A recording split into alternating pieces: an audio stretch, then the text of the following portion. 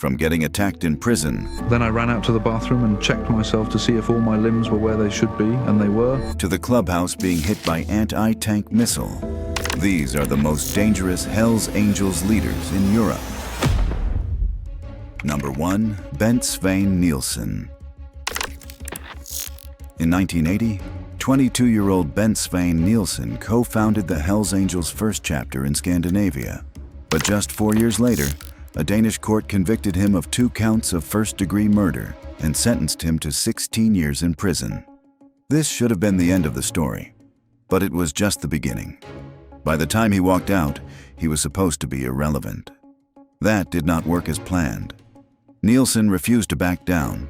He made his cell the clubhouse, running operations from inside, communicating through visits, making decisions that would shape the Hells Angels across an entire continent. But Nielsen was not always like this. It all started in 1975. He was a 17-year-old from Copenhagen who had just joined the Dirty Angels, a local street gang, violent, ambitious, and hungry for more. And then he met the right person. His name was Willem van Boxtel. He was the Dutch Hells Angels president whose Amsterdam chapter had become the primary hub for cocaine from Colombia, cannabis from Morocco, and heroin from Turkey flowing into all of Europe. He was effectively in charge of all Hells Angels operations across the continent. And now he was planning his expansion into Scandinavia. For that, he needed the right man in Copenhagen. Van Boxtel had seen the spark in Nielsen, and Nielsen was going to lead the Copenhagen chapter. On December 30th, 1980, Nielsen co-founded the Hells Angels' first Scandinavian chapter in Copenhagen's Nørrebro district. Within 3 years, the chapter was at war. The enemy was the Bullshit Motorcycle Club. They controlled Freetown Christiania, Copenhagen's anarchist district and the largest open drug market in Europe at the time. Nielsen wanted it. What followed was not a biker war in the way most people imagine. It was a systematic elimination. The conflict ran from September 1983 to December 1985. 8 bullshit members were killed, including 3 of their presidents. When police searched the abandoned clubhouse in 1986, they found a corpse buried beneath the floor. The bullshits could not survive Nielsen's war. They abandoned their clubhouses. The club disbanded in 1988. The Hells Angels took everything. After that, the Hells Angels were alone in the Danish criminal scene, and in the Nordic scene as well. But then the law caught up. Nielsen was convicted of 2 homicides from the war and sent back to prison. Most men would have accepted that. Nielsen did not. Not only did he keep running the Danish chapter from inside, he expanded it. In the late 1980s, still in his cell, Nielsen looked at Sweden and saw an opening. 3 biker gangs were already competing in Malmö, each one hungry for dominance. Nielsen reached out to all 3 and made a single offer. Whichever club eliminated the other 2 first would receive the first Hells Angels chapter in Sweden. The fight began. The 3 Malmö gangs tore each other apart. The Dirty Draggles emerged from the wreckage, received their full patch in 1993, and Sweden had its first Hells Angels chapter, built entirely through a proxy war managed from a Danish prison bunk. Just a year later, Nielsen was released on parole. He walked out into a Scandinavian biker world that he had designed from inside a cell. And within months, the Great Nordic Biker War had begun. The conflict between the Hells Angels and the Bandidos ran across Denmark, Sweden, Norway, and Finland from January 1994 to September 1997. 11 people were killed. 74 attempted murders. Anti-tank rockets were stolen from Scandinavian military installations just to use on rivals. On October 6, 1996, at 3:05 in the morning, a Bandidos prospect climbed to the roof of a building next to the Hells Angels Copenhagen clubhouse. He raised a Carl Gustaf rocket launcher and fired directly into a building where 150 people were attending a party. The rocket penetrated concrete. 2 people died. 19 were wounded. One of the dead was a 29-year-old woman from the neighborhood who had no connection to either club. The Danish government passed emergency anti-biker legislation within 10 days. Norway established a joint task force. The DEA flew in. 4 countries were now coordinating responses to what 2 motorcycle clubs had turned into. But Nielsen did not let the war run its course. He walked straight back into leadership, took his seat at the negotiating table in Seattle in the summer of 1997, and represented the European Hells Angels alongside Sonny Barger himself. Both sides had decided the war was too expensive.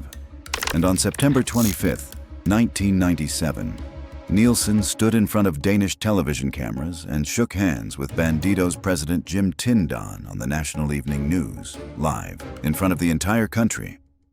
The Danish police commander who spent years tracking him called him one of the most ferocious Hells Angels in Europe. But ferocity is a personal quality.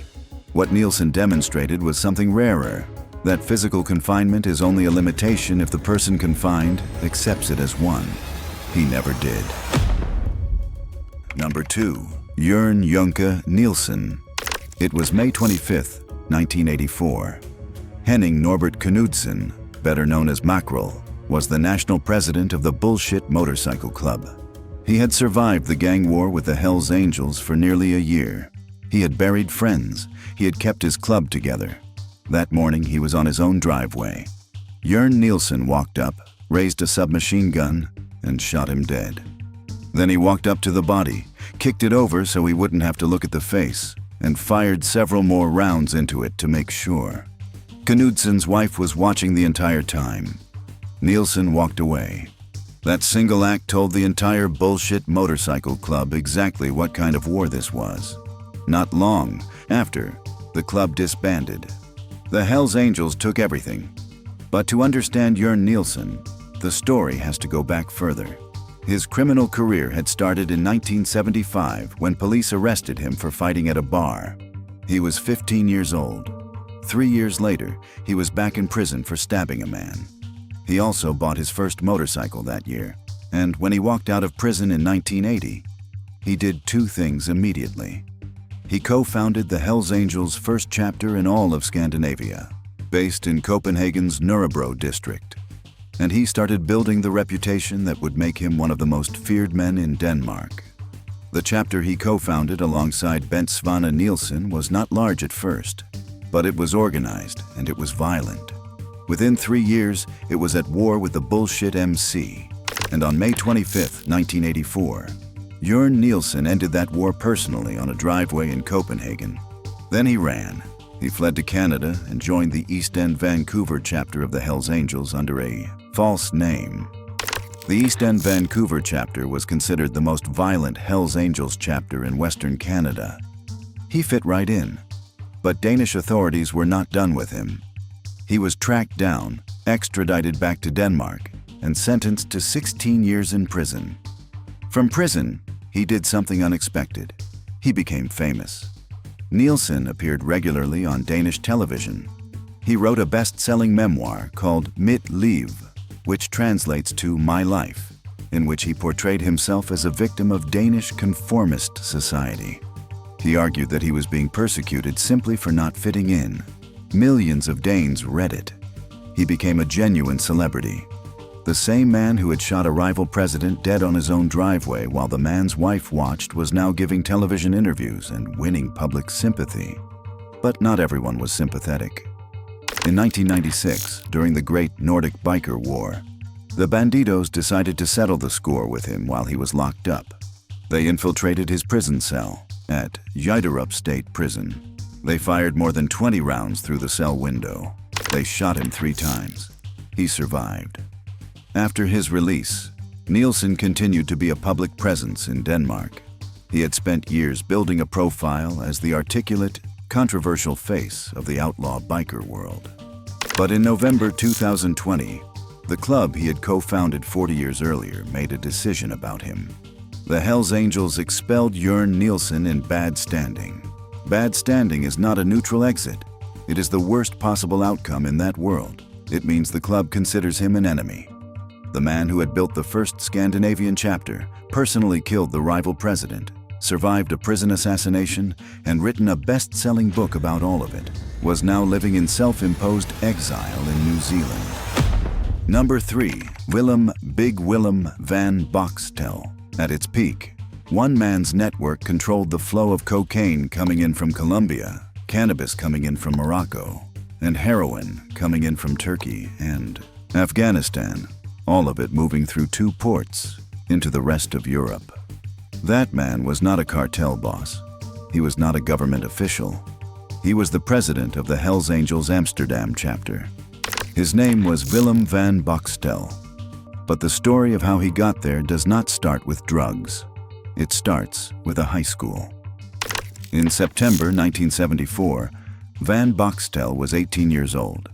He and his gang stormed a school in Amsterdam, beat 2 teachers, beat a group of students, beat a husband who came to help his wife, threw him down a stairwell, and then crossed the street to beat the owner of a snack bar so badly that the man was hospitalized. Police arrived and stopped him before he could do more. He and 11 of his followers were convicted of assault. That was the beginning. The city of Amsterdam was so desperate to stop the violence that it made him an offer. They gave him 172,500 guilders, the equivalent of over $100,000, to build a clubhouse. In exchange, he was supposed to stop hurting people. They also agreed to pay him 21,300 guilders each year to organize charity events and teach young people to ride motorcycles. He took the money. He built the clubhouse. He did not stop hurting people. And when city officials later discovered that he had spent the annual charity grants on upgrading the clubhouse instead of helping anyone, they quietly ended the payments. By that point, it did not matter. Van Boxtel had something far more valuable than municipal funding. In 1977, Sonny Barger himself had been watching Van Boxtel's operation and gave him prospect status with the Hells Angels. On October 28, 1978, 2 representatives from the Oakland chapter flew to Amsterdam and handed Van Boxtel his full patch. He was declared president of the first Hells Angels chapter in the Netherlands. He moved immediately. He took control of the ports of Amsterdam and Rotterdam and turned them into the primary drug transit hubs for all of Europe. And every Hells Angels chapter in Europe that wanted access to product had to go through Van Boxtel. Swedish police confirmed it. Norwegian police confirmed it. Danish police confirmed it. All 3 forces stated formally that Van Boxtel's Amsterdam chapter had ultimate authority over every Hells Angels chapter in Scandinavia. He was not just a chapter president. He was the infrastructure. He built relationships with Hells Angels chapters in Germany, Britain, Austria, and Australia. Members from all of those countries made the trip to Amsterdam specifically to meet him. Canadian journalists Julian Scher and William Marsden, who spent years investigating the Hells Angels in Europe, concluded that Van Boxtel had created one of the most powerful underworld organizations in Europe. A man who began his criminal career by beating up a high school student had built the backbone of Hells Angels drug trafficking across an entire continent.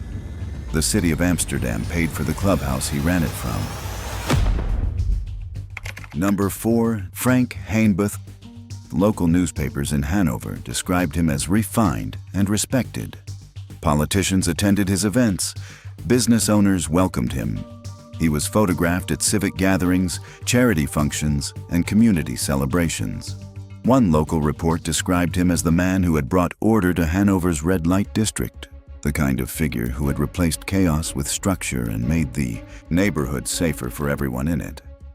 That was the public version of Frank Hanebuth. The other version was the one European law enforcement had been building a file on for over a decade. Hanebuth was born in 1964 in Hanover. He trained as a carpenter. Then he became a professional boxer, fighting from 1991 to 1996. And somewhere in between, he started working as a pimp in Hanover's red light district, learning the geography of the city's criminal economy before he had the organization to control it. In 1995, he joined the Bones MC. 4 years later, he patched over to the Hells Angels. And from that point, the Hanover chapter grew faster and became richer than any other Hells Angels chapter in Germany. The revenue source was simple and consistent. Hanebuth controlled brothels on Hamburg's Reeperbahn, the most famous red light district in Europe. At peak operation, those brothels generated 150,000 euros per month. Not per year, per month. In 2001, he was convicted of assault, causing serious bodily harm and sentenced to 3 years in prison. He served his time and walked out. Then he expanded. After his release, Hanebuth built something that went beyond criminal infrastructure. He cultivated relationships with Hanover's political establishment. He attended the right events, made the right donations, and positioned himself as a legitimate civic presence. Local press bought it. For years, he operated with a level of public acceptance that no other Hells Angels leader in Europe had managed to achieve. But he was not content with Germany alone. He relocated to Mallorca, the Spanish island that had become one of the most lucrative tourist economies in Europe, and established himself as chapter president there. Spanish investigators began building a case. In July 2013, Spanish police arrested him in Mallorca alongside dozens of associates. The charges were serious: running a criminal organization, prostitution, drug trafficking, and money laundering. The trial opened in Madrid's High Court in January 2023. European media covering the proceedings described Hanebuth as the boss of all Hells Angels in Europe. That framing appeared in multiple outlets across multiple countries. It was not a casual description. It reflected the assessment of investigators who had spent years mapping his network. The trial ran for 9 months. On September 26, 2023, the court acquitted Frank Hanebuth of all charges. 13 co-defendants were acquitted alongside him. He walked out of the Madrid High Court a free man, the same way he had always walked, in public, in plain sight, in a city where people knew his name and thought they understood what kind of man he was. Number 5. Nnamdi Arabachi. There is an arrest warrant for Nnamdi Arabachi. It is not a local warrant or a national warrant. It is an EU-wide arrest warrant issued by Spain in 2015 and covering all member states of the European Union. It means nothing. Arabachi has been photographed in Monaco. He has been photographed in Dubai. He moves openly and publicly, without apparent concern for the warrant that bears his name. European law enforcement knows exactly who he is and exactly where he is. They cannot touch him. The reason is simple.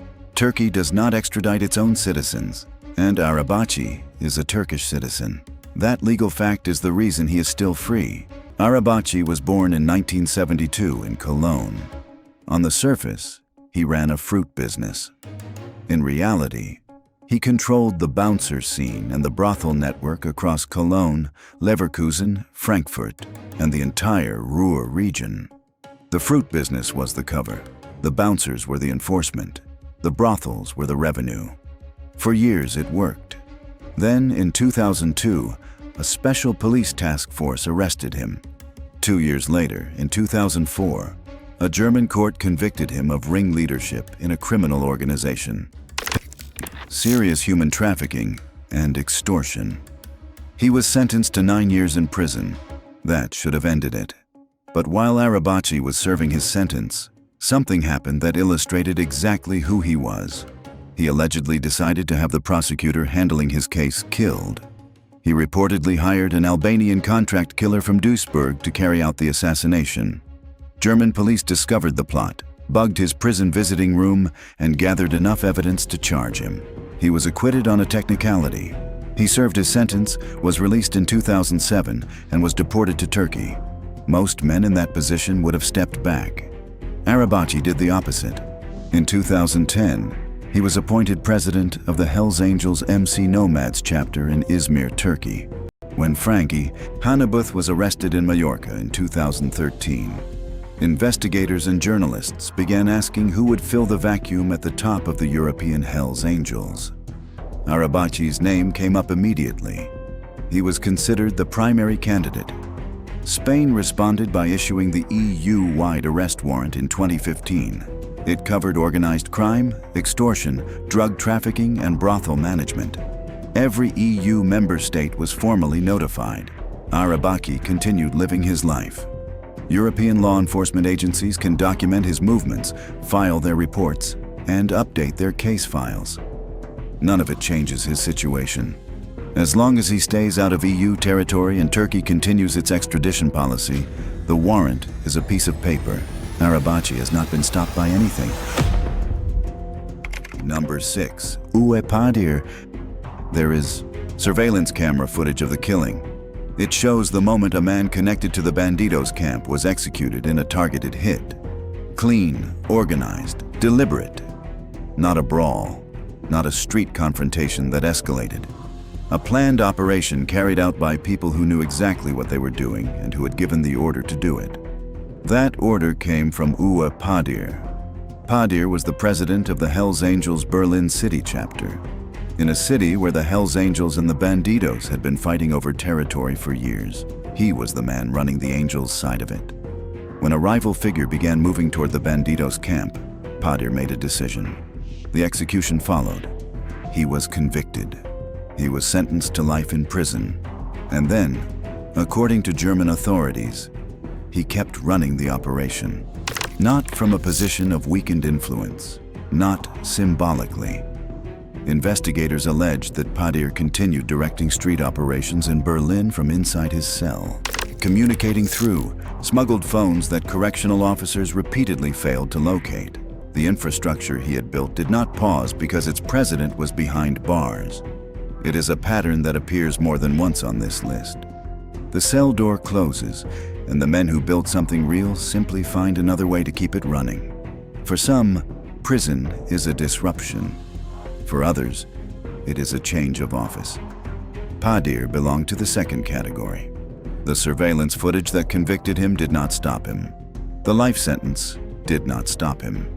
What it did was confirm what Berlin law enforcement had suspected for years, that the Hells Angels Berlin City chapter was not a loosely organized club.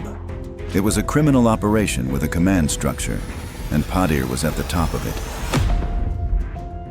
Number 7. Thomas Müller. It was January 26, 1994. A van was moving through the streets of Helsingborg, Sweden. Thomas Müller was on the roof of it. He had a high-caliber submachine gun in his hands. As the van passed a clubhouse belonging to a Bandidos-aligned rival gang, he opened fire.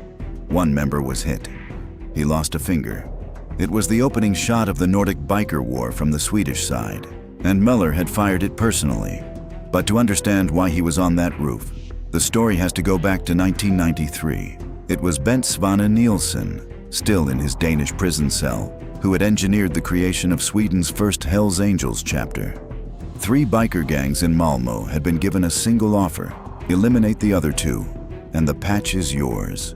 The Dirty Dreggles had won that war, and on the day they received their full Hells Angels patch in 1993, Thomas Müller became the founding president of Sweden's first Hells Angels chapter. He was 30 years old. Within months, the war with the Bandidos had started, and Müller was not a president who directed things from a distance. He was on the roof of a moving van, firing into a rival, Clubhouse. That set the tone for how he led. Under his leadership, the Swedish chapter held its ground throughout the most violent years of the Nordic War. Bombings, shootings. 8 bikers were targeted across 4 countries in a single week in March 1996. The violence spread north into Finland, where Allied clubs faced Hells Angels raids that killed rival presidents. Müller's chapter was at the center of all of it, but Müller had a quality that made him uniquely valuable to the organization in a way that went beyond violence. He had no criminal record. That single fact mattered enormously. Bent Svane Nielsen, despite being the most powerful figure in European HA at the time, was banned from entering the United States because of his murder convictions. When Sonny Barger wanted to meet with European leadership face-to-face, Nielsen could not get on the plane. Müller could. So Müller traveled to the United States. He met with Barger. He became, in effect, the official international face of the European Hells Angels during the war years. The man who could walk into rooms in Oakland that Nielsen could never reach. When the war ended, and both sides agreed to peace negotiations in Seattle in the summer of 1997. Ller represented the Hells Angels at the table. He sat alongside Barger. He helped negotiate the terms that ended 3 years of conflict across 4 countries. After the peace treaty, Swedish authorities began looking more carefully at how Ller lived. What they found was interesting. He collected Swedish disability payments as his declared income. Meanwhile, he owned a Ferrari, a Hummer, multiple Harley-Davidsons, several apartments, an estate in South Africa, and a private collection of Nazi memorabilia that Swedish investigators described as a museum. The gap between his declared income and his actual assets was not subtle. Swedish police expert Lasse Wierup, who spent years studying the Hells Angels in Sweden, summed up the organization Ller had built. They are the most organized, have the best discipline, and the lowest member turnover. They dedicate themselves to the most sophisticated crimes that bring in the most money. Thomas Ller built that organization. He fired the first shot of the war that defined it. And he was the man Sonny Barger trusted to represent it when the war was over. Number 8. Marius Lazar. On January 16, 2023, U.S. Marshals were waiting at the boarding gate in Bucharest. Romania had approved the extradition request. The paperwork was signed, the flight was ready, and Marius Lazar, the founder of Romania's first Hells Angels chapter, was out of options. He boarded the plane. But to understand why American federal marshals were standing at a gate in Bucharest waiting for a Romanian biker, the story has to go back to what Lazar had built. Romania had never been traditional Hells Angels territory. The club's European presence had been built from the West: Amsterdam, Hamburg, Copenhagen, and London. Eastern Europe was an afterthought for most of the club's expansion years. Lazar changed that. He founded Romania's first Hells Angels chapter and immediately began connecting it to something much larger than local criminal operations. He built a transatlantic cocaine pipeline. The network moved cocaine from the United States into Europe. Members of the operation traveled to Bucharest to arrange transport logistics. Money came back out through Romanian real estate, laundered clean before it moved again. It was not a small operation. It was not improvised. It was a structured criminal enterprise with international reach, run by a man who had positioned himself at the junction between American supply and European demand. Romanian and U.S. investigators began working the case together. When they moved, the results were significant. Raids across Bucharest and Ilfov County seized 2 luxury cars, 12 motorcycles, $200,000 in cash, weapons, and cocaine. But Lazar was not immediately stopped. The extradition process took time. Romania had to review the request, assess the legal basis, and approve the transfer. While that process ran, Lazar remained in Romania. He had built his chapter there, he had built his life there, and for a period, it looked like the distance between Bucharest and a U.S. federal courtroom might be enough to protect him. It was not. In January 2023, Romania approved the request. The U.S. Marshals flew in. And on January 16th, Lazar was walked to a plane bound for the United States. On November 17th, 2023, a federal jury in Beaumont, Texas, convicted him on 3 counts: conspiracy to commit racketeering, conspiracy to import cocaine, conspiracy to commit money laundering. The sentence was 300 months. 25 years in a U.S. federal prison for the man who had planted the Hells Angels flag in Romania and built a cocaine network that crossed an ocean.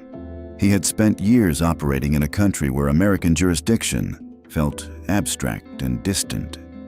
In the end, the distance meant nothing. The case followed him, the extradition caught him, and a jury in Texas finished what investigators on 2 continents had started. Number 9. Leif Ivar Christiansen. Most people, when they think about what a Hells Angels leader controls, think about drugs. They think about weapons. They think about prostitution rings and port smuggling and international cocaine pipelines. Leif Ivar Christiansen controlled Norway's piercing and tattoo industry. That detail sounds almost absurd next to the names above him on this list. But it is precisely that detail that makes him worth understanding. Because what it reveals is not a man who was limited in his ambition. It reveals an organization so thoroughly embedded in Norwegian society that it had moved beyond traditional criminal markets and was now extracting money from legitimate industries through fear. Christiansen was the presumed leader of the Hells Angels in Norway. Under his tenure, the Norwegian chapter did not operate like a loosely organized biker club.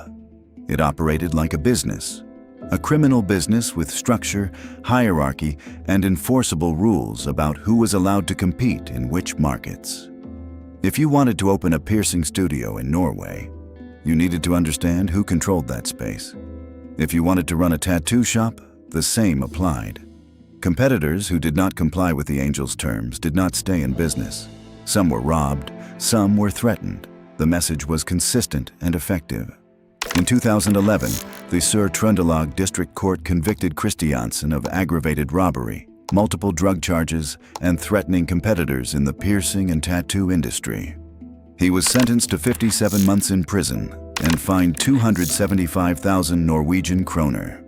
But the conviction was only part of the picture. By 2012, Kripos, the criminal investigation unit of the Norwegian police, had compiled the numbers on what the Hells Angels had become under his leadership. 400 criminal convictions between them, approximately 1,000 violations of the Norwegian Penal Code. The convictions covered violence, severe drug crimes, and threats. Kripos made a formal designation based on those numbers. They declared the Hells Angels Motorcycle Club a criminal organization. Not an organization with criminal members. Not a club that some bad people happen to belong to. A criminal organization. That designation had legal consequences. It changed how police could investigate, how prosecutors could charge, and how courts could sentence. It was the kind of classification that governments reserve for organizations that have crossed a threshold from individual criminality into something institutional. Christiansen had led the Norwegian chapter to that threshold. The piercing and tattoo industry was not the point. The point was that by the time his chapter was extracting money from tattoo shops, it had already saturated every more obvious criminal market and was looking for new ones. That is what an organization looks like when it has been running long enough and disciplined enough to run out of easy targets. Kripos noticed, the courts noticed, and in 2011, the man at the top of it received his sentence and went to prison. The chapter kept going. Number 10. Christian Sass Middelboe. It was October 6, 1996, 3:05 in the morning. A bandido's prospect climbed to the roof of a building directly adjacent to the Hells Angels clubhouse in Copenhagen. He raised a Carl Gustav rocket launcher onto his shoulder. He aimed at a building where approximately 150 people were attending a party. He fired. The rocket penetrated concrete. 2 people died. 19 were wounded. One of the dead was a 29-year-old woman from the neighborhood who had accepted an invitation to the event. She had no connection to either club. She had simply been there. Christian Middelboe was inside that building when the rocket hit. He was the national president of the Hells Angels in Denmark. The party was the annual Viking Party, one of the chapter's most significant annual gatherings. He had organized it. He was wounded in the attack. 2 of the people around him did not survive it. The Danish government passed emergency anti-biker legislation within 10 days. The Rockerloven, the Rocker Act, became law on October 15, 1996, just 9 days after the attack. It gave police the power to evict bikers from their clubhouses. It was written, debated, and passed in under 2 weeks because a rocket launcher had been fired into a building full of people in the middle of Copenhagen, and the government had no adequate legal framework to respond. 1 attack, 9 days, new national legislation. That is the scale of what Middelboe was presiding over. But the rocket attack did not come from nowhere. Middelboe had been leading the Danish Hells Angels through the most violent phase of the Great Nordic Biker War since it began in January 1994. 11 people were killed across 4 countries, 74 attempted murders, car bombs, anti-tank rockets were stolen from Scandinavian military installations and turned against civilian targets. Middelboe was the man steering the Danish chapter through all of it, not from the margins, from the center. As national president, every major strategic decision the Danish Angels made during the war passed through him.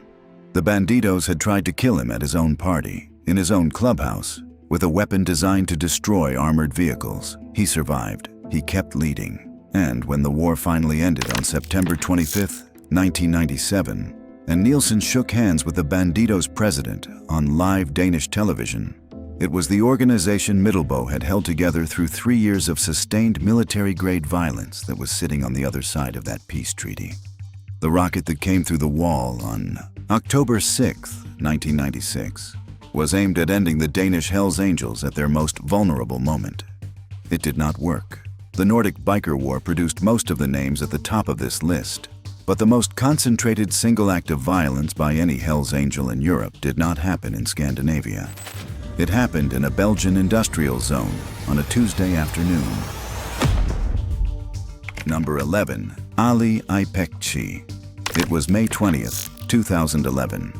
The Outlaws Motorcycle Club was holding an opening reception for a new tire center in Maasmechelen, an industrial zone in the Belgian province of Limburg. It was a business event, a celebration.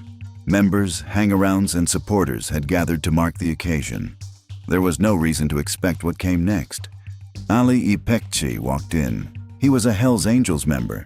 He raised a gun and shot 3 people dead. Outlaws member Freddie Putt, hang-around Jeff Bankin, supporter Michael Garrikins. Then he left. 3 people were killed at a business opening in an industrial zone in broad daylight. Not during a war. Not as part of a sustained conflict with documented escalations on both sides. A single man walked into a rival club's event and executed 3 people. Belgian prosecutors built their case. The evidence was not complicated. Ipekci had been there. 3 people were dead. On February 6, 2015, a Belgian court convicted him of triple murder. He was sentenced to 30 years in prison. The Maasmechelen attack stood apart from almost everything else on this list precisely because of its setting. The Nordic Biker War had been a sustained military-grade conflict across 4 countries with rockets, car bombs, and government task forces. This was a Tuesday afternoon in an industrial estate in Belgium. The Outlaws and the Hells Angels had been enemies across Europe for decades. That rivalry had produced violence in multiple countries over multiple years. But what Ipekci did in Maasmechelen was not part of a declared war or a coordinated campaign. It was one man, one decision, and 3 people who did not walk out of a tire center opening. Number 12. Vang Smit. It was June the 7th, 1997. Liseleje is a small tourist town on the northern coast of Denmark. The kind of place people go in summer for the coastline and the quiet. On that afternoon, 4 Bandidos members were outside a restaurant. Van Smit shot them. Bjørn Gudmansen died at the scene. 3 others were wounded. It was not an escalation. It was not a fight that went too far. Smit had come to that restaurant with a gun and an intention. He shot 4 people outside a tourist restaurant in a coastal town in broad daylight, in the middle of summer, in full view of a neighborhood that had nothing to do with the war being fought around it. The Nordic Biker War had been running for over 3 years by that point. 11 people had already been killed, but there was something specific about what happened in Liseleje that captured what the war had become by mid-1997. It had spread everywhere. It was no longer confined to clubhouses and back streets and industrial zones. It was happening outside restaurants in tourist towns on summer afternoons. Innocent bystanders were not just at risk. They were present. They were watching. Danish prosecutors charged Smit with murder and 3 counts of attempted murder. On November 20th, 1998, the court delivered its verdict. Guilty on all counts. He was sentenced to life in prison. Von Smith became one of the very few Hells Angels members in the entire Nordic biker war to receive a direct murder conviction specifically for violence committed during the conflict. Most of the war's killing was prosecuted through conspiracy charges, accessory charges, or not prosecuted at all due to lack of direct evidence. Smith had shot 4 people outside a restaurant in a tourist town with witnesses present. There was not much room for ambiguity. Life in prison. November 20th, 1998. The war ended 10 months before his sentencing. Smith's sentence was part of that accounting. He had fired the shots. The accounting found him. Number 13. Alan Snob Fisher. In June 2002, a Hells Angels chapter president led a procession through the streets of London on a Harley-Davidson as part of the Queen's Golden Jubilee Parade. The event celebrated 50 years of Queen Elizabeth II's reign. It was one of the largest public celebrations in British history. Millions of people lined the streets. The procession was televised nationally, and somewhere in it, representing his chapter, was Alan Snob Fisher, president of the London Hells Angels, the oldest and wealthiest chapter in the United Kingdom. Buckingham Palace later confirmed they had not been aware of any wrongdoing connected to the participants. That image, a Hells Angels president riding through a royal parade in front of millions of people, captured something specific about how the British chapter operated that set it apart from almost every other chapter in Europe. In no other country in the world do the Hells Angels get as easy a ride as they do in the UK. That assessment came not from a journalist or a commentator, but from the National Criminal Intelligence Service, the British government's own organized crime unit. They said it directly, on record. The British Hells Angels had spent years building a public relations operation that was, by any measure, effective. They wrapped themselves in the Union Jack. They positioned themselves as patriotic defenders of British values. They gave to charity. They rode in parades. And while they were doing all of that, the NCIS was building a very different picture of what the London chapter was actually running. Fisher's network had come to the attention of investigators not just in Britain, but internationally. Canadian journalists Julian Scher and William Marsden, who spent years mapping Hells Angels operations across Europe and North America, documented what British intelligence had concluded about the cocaine operation connected to the London chapter. Their assessment was not measured or qualified. They described it as the most sophisticated cocaine smuggling network on the planet. The infrastructure had deep roots. In 1994, the Montreal Hells Angels had attempted to ship 500 kilograms of cocaine directly to the London chapter. The shipment was intercepted. The network it revealed was not. When investigators searched rooms connected to the chapter, they found contact lists covering every Hells Angels chapter in the United Kingdom. The Dutch and Swedish Hells Angels made regular visits to British chapters. The Amsterdam chapter's Marco Heger was a frequent presence. The NCIS called the British Hells Angels the fastest-growing organized crime group in the world. They accused the club of being responsible for more assaults and murders than any other gang in the country. By the time Fisher was leading his chapter through the Golden Jubilee Parade, there were 16 Hells Angels chapters across the United Kingdom. When the NCIS officer who spent years tracking them first joined in 1995, there had been 13. Fisher had presided over an organization that expanded, built international supply lines, and managed to do all of it while maintaining a public image careful enough to earn an invitation to a royal parade. The sophistication was not in the drugs. The sophistication was in the distance between what the chapter appeared to be and what investigators said it actually was. One was on television, riding through London in the summer of 2002. The other was in the files. Number 14, Louis Hageman. It was a Sunday morning in March 1984. Someone broke into an apartment in Amsterdam. Inside was Corina Bolhar, a KLM airline stewardess. She was strangled to death. Then her 2 children were found. Donna was 9 years old. Sharon was 6. Both had been stabbed. 3 people, 1 apartment, 1 Sunday morning. The case went cold almost immediately. Dutch detectives identified a suspect. They did not pursue him. The file was shelved. Corina Bolhar and her 2 children became an unsolved case in an Amsterdam police archive, and the man police suspected walked free for nearly 2 decades. His name was Louis Hageman, and to understand how he stayed free for that long, the story has to start earlier. Hageman was born in 1953 in Amsterdam. He was known on the streets as Long Louis, a tall, muscular man who wore his hair long in a ponytail with a red bandana always tied around his forehead. By the time he joined the Hells Angels Amsterdam chapter under Willem van Boxtel, he had already built a criminal record that Canadian investigators Julian Scher and William Marsden would later describe as covering aggravated rape, drugs, armed robbery, assault, torture, and throwing a hand grenade at a police officer. Over 100 convictions in total. He was not peripheral to the Amsterdam chapter. He was one of its most feared members. In 1983, Hageman befriended a young Irish couple named Stephen Hampton and Joanne Wilson, who had moved to Amsterdam to escape the violence of Northern Ireland. They were not criminals. They were 2 people who had found their way into Hageman's orbit. Hampton worked at a bar Hageman frequented. Wilson became involved with Hageman in a secret affair. She was described by people who knew her as fascinated by the Hells Angels world. On September 20th, 1985, Wilson disappeared. She left Hampton's apartment in the morning and never came back.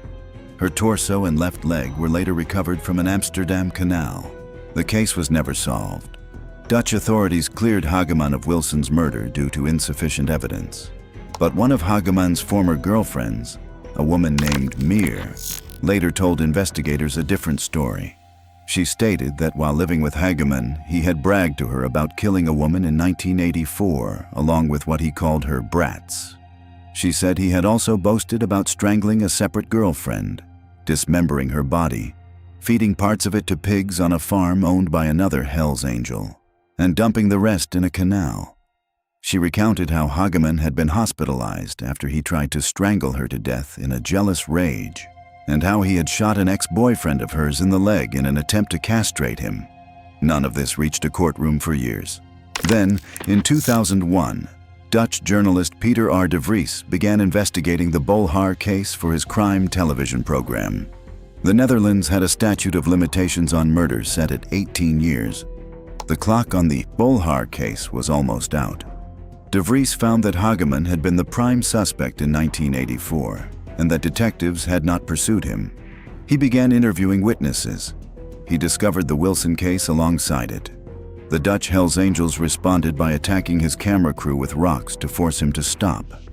He did not stop. The broadcasts had their intended effect. Witnesses came forward. Former girlfriends testified. 2 criminals with knowledge of Hageman's activities gave statements. On February 6, 2003, a Dutch court convicted Louis Hageman of the murders of Corina Bolhar, Donna Bolhar, and Sharon Bolhar. He was sentenced to life in prison. In 2005, the conviction was confirmed on final appeal. At the original sentencing hearing, Willem van Boxtel, the president of the Hells Angels Amsterdam chapter, appeared in court and asked the judge for a lenient sentence. He spoke highly of Hageman's character. The judge did not agree. Because the statute of limitations on the Wilson case expired in 2003, Hageman was never charged with her murder. Her father, in a statement to the press after the Bolhar conviction, said that Hageman would live the rest of his life as an innocent man, as far as Joanne was concerned, and that the Amsterdam police had a lot to answer for. Louis Hageman was convicted of killing a mother and her 2 young children. The murders had taken place 19 years before his conviction. A television journalist came closer to justice than the police had in 2 decades, and the president of the Amsterdam Hells Angels stood in a courtroom and vouched for the man who had done it. Number 15. Matt Kelly. Ireland's first Hells Angels chapter was founded in April 2011. That date matters. By 2011, every other chapter on this list had already been operating for decades. Bent Svein Nielsen had co-founded the Copenhagen chapter 31 years earlier. Van Boxtel had been running Amsterdam for 33 years. The Nordic Biker War had been over for 14 years. The infrastructure that those men built had already shaped European organized crime for a generation. Ireland was a new territory. Matt Kelly was one of the founding members and a leading figure of the Dublin chapter, based in Dublin 15. He was the nephew of Eamon Kelly, a convicted Dublin gangland criminal, which meant he did not arrive at the Hells Angels as an outsider. He arrived with existing connections to the city's criminal networks and an understanding of how organized crime in Ireland operated. The Irish chapter was small by European standards. It did not have the industrial drug infrastructure of the Dutch chapter or the territorial empire of the Danish one. It did not have a war on its hands or a rival club capable of firing rockets at its clubhouse. What it had was the patch, the network that came with it, and the attention of the Garda Síochána, Ireland's national police force, from the moment it was founded. That attention was not passive. When approximately 300 Hells Angels gathered in Dublin for a major club event, the Gardaí deployed significant resources to monitor it. They were not treating the Irish chapter as a curiosity. They were treating it as what it was, a newly established node in one of the most extensively documented criminal organizations in the world. The Dublin chapter represented something specific in the context of this list, not the peak of what the Hells Angels built in Europe, the frontier of it. The moment when a criminal organization that had already saturated Scandinavia, Germany, the Netherlands, and the UK decided that Ireland was next. Every chapter that appears above Kelly on this list started somewhere. Van Boxtel started with a street gang in a city that paid him to stop fighting. Nielsen started with a teenage brawler who joined the Dirty Angels. Hanebuth started as a carpenter working in the red light district. They all started small. The Dublin chapter was founded in April 2011. Matt Kelly was there from the beginning. Where it goes from there is a question Irish law enforcement is still watching closely. Over 250 chapters across Europe. Most you will never hear about. The men on this list were different. They did not just commit crimes, they built institutions, started wars, and forced governments to rewrite their laws. Some are in prison, some are in exile, and at least one is still photographed in Monaco, holding an EU-wide arrest warrant that means nothing. But what happens when one man decides to take on an entire justice system and nearly wins? Click on the next video to find out.